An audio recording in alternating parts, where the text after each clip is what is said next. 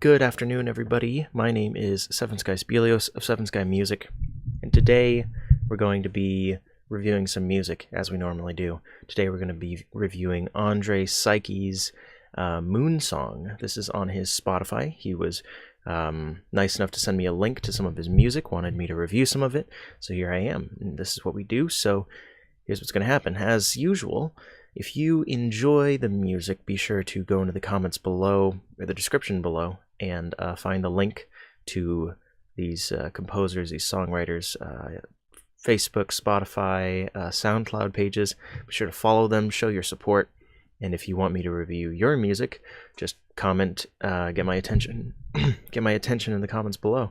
And without further ado, let's begin. Moon Song.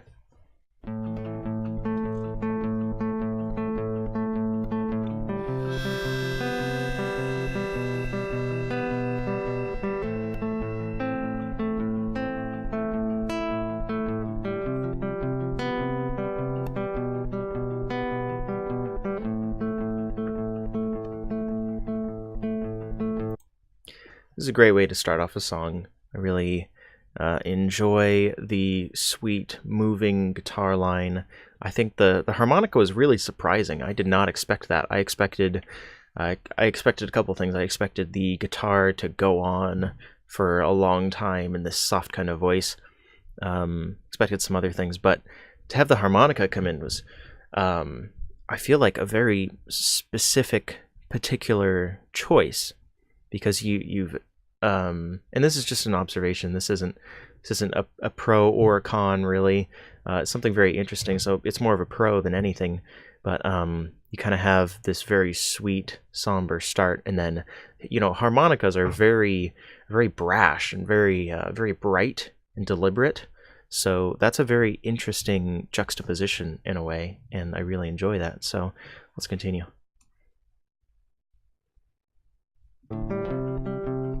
The night cannot be colder.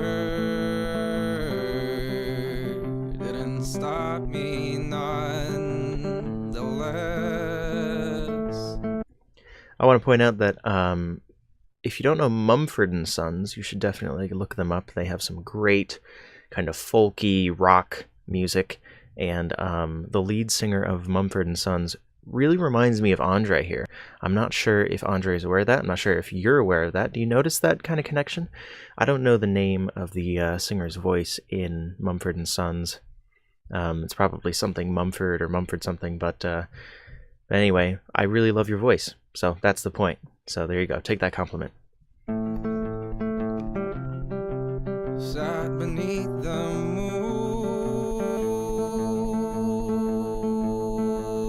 for hours just to hear your soul undress. Really love the poetry here. Really feels like we're outside, and this is kind of, wouldn't necessarily say a campfire song, but it feels like we're looking at the moon right now as we're hearing this song about the moon. And the soul undress has a strange kind of comfort in it that I think a lot of people can connect with. The kind of nakedness of the moon and the nakedness of the soul and all this kind of stuff. I feel like the poetry is just really spot on, I think. So nice job. Sat beneath the moon.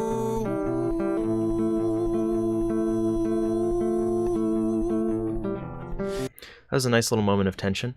I definitely didn't expect it, and that made it all the better because singing about the moon, it's very very nice, very peaceful, and very nice. And when you add that moment of tension, you kind of have the audience kind of questioning the atmosphere and kind of developing a layer of depth. It's not just like, oh, the moon, it's peaceful, it's nice. It's like the moon, it's peaceful, it's nice. It's a little tense. Okay. Kind of adds a level of mysteriousness, and for me, that creates curiosity, and that makes me want to listen to more of the song.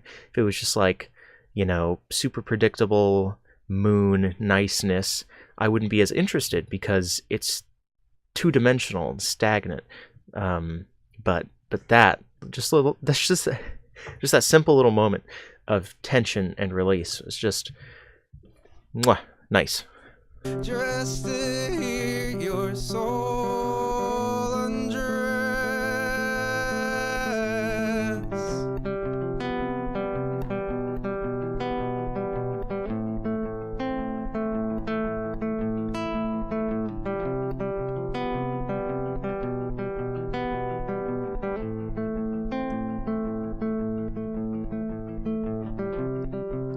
I stole the freckle.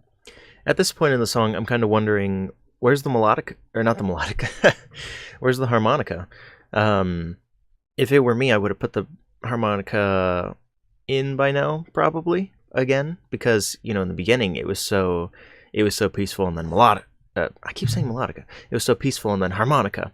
But now we're almost 2 minutes in, we haven't heard it again, and I'm wondering, because that moment that just passed before the second verse came in, pretty sure it's the second verse, would have been a great moment to just have the harmonica come in for a line, or just for another, you know, full-blown blah, kind of like what happened in the beginning.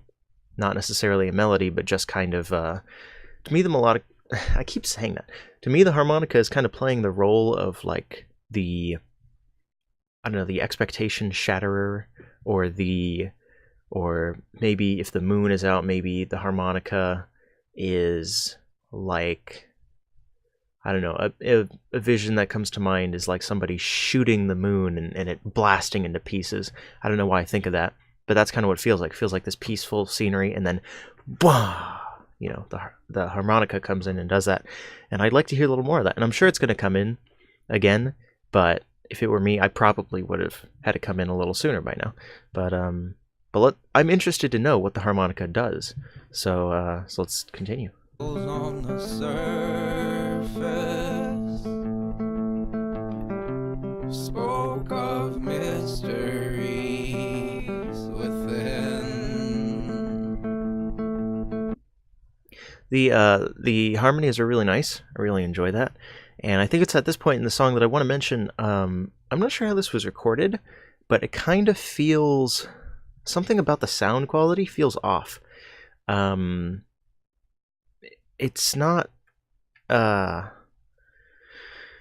it's hard to describe, and it's hard for me to talk about accurately, but it kind of feels like there's a lot of frequencies missing, and it could be because the microphone that was used wasn't very high quality, or some of the filters that were added on, maybe the mix, maybe the balancing of the waves, the frequencies wasn't exactly right, but something feels kind of off, and I'm not sure what that is, but I'd be interested to know what the backstory of this track is, if it was just, you know, a home recording with like a $50 mic, or if it was a deliberate choice to kind of make this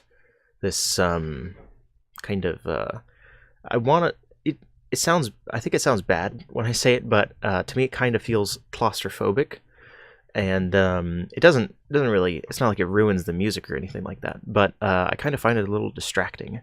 I'm not sure what that is, because normally, you know, these headphones are really nice, and when I listen with these, I can really hear the clarity of everything, but for this, it doesn't really feel very clear, and I'm just trying to figure out why that is. But that's not really a commentary on the music itself. It's more of the engineering behind it, if there was any engineering behind it. But yeah, let's continue. In the depths of darkest waters would bring love to me again. In the depths of darkest waters would. That was a nice delay of the 7-to-1, that hanging onto the that kind of thing. Hanging onto that tension was, it kind of seems to be a thing in the piece, and I really like seeing that. Remember how earlier I was commenting on the tension of that rising idea. It kind of settled, and then it rose up to create that tension, then it settled back down. This is very similar. Instead of Instead of stability, tension, stability, we have kind of a rising line that goes into tension, and it's you know it's going to stabilize, but it delays it even a little further than you would expect, and then it stabilizes. So I'm excited to hear that again. And a lot of the time when singer-songwriters are doing this, they don't quite realize that what they're doing is genius. It's genius. It sounds so simple. It sounds so little. It's like, okay, I have a tentious note that resolves. Wow, 7, that's amazing.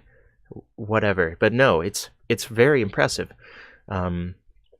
I'd urge all of you at home to think about what you're doing that can be repeated over the course of a song to make a coherent idea, to make a coherent larger picture, larger idea. You know, if Andrey only did that tensious moment in the beginning once, it would be cool. There's a color. But since he's done it twice, now it's like, okay, this is an idea. If he does it 3 or 4 times, I'm going to be like, okay, this is might be deliberate. But yeah, it's just very important because repetition legitimizes.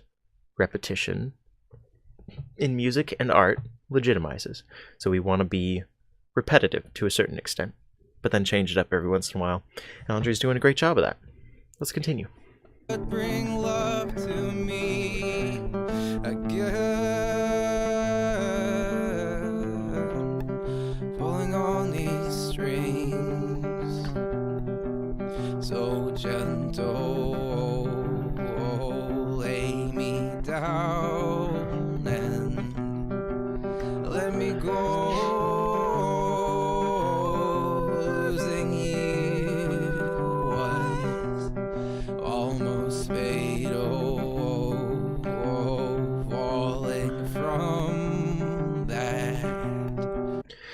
It's at this point now that I want to mention that I really enjoy the pedal tones, and I really like the ambiguity of the chords. I mean, for the most part, it's pretty straightforward, major, minor, that kind of stuff.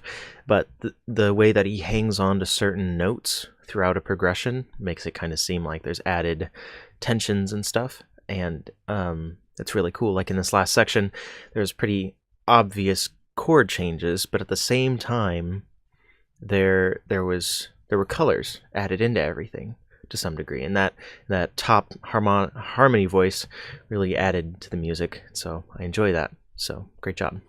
Waterfall.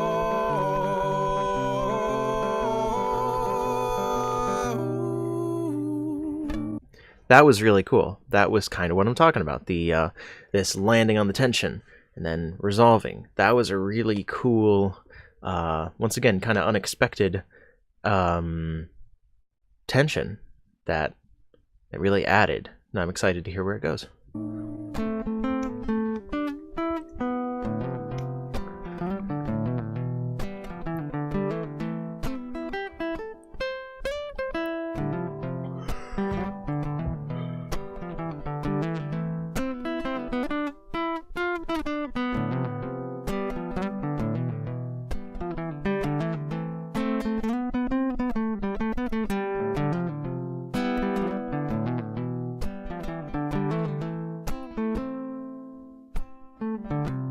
Younger still emerge upon us.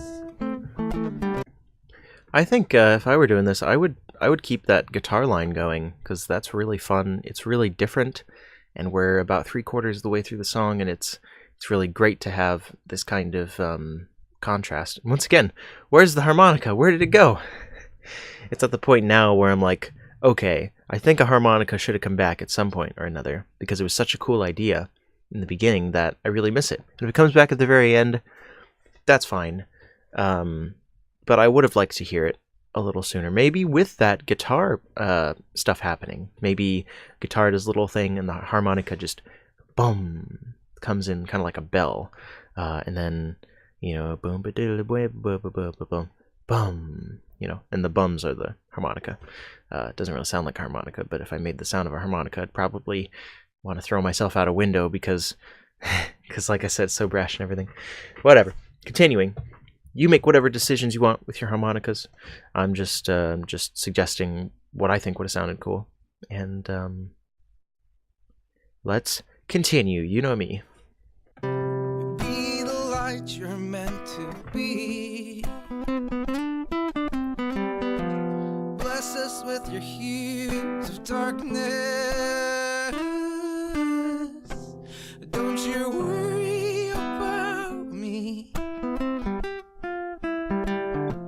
Only after Evie's laughter may we melt the ice caps free. Will our friendship reignite us? Run into my destiny. Run into my destiny.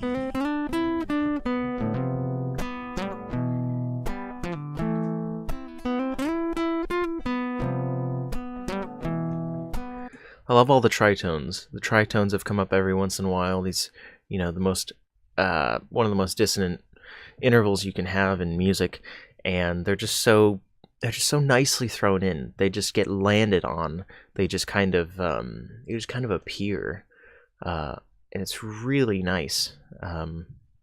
Really adds to that level of mystery that you get when singing about the moon. So, we only have about 20 seconds left, and I'll be wrapping up my thoughts. So I hope you've enjoyed this song, and let's finish it.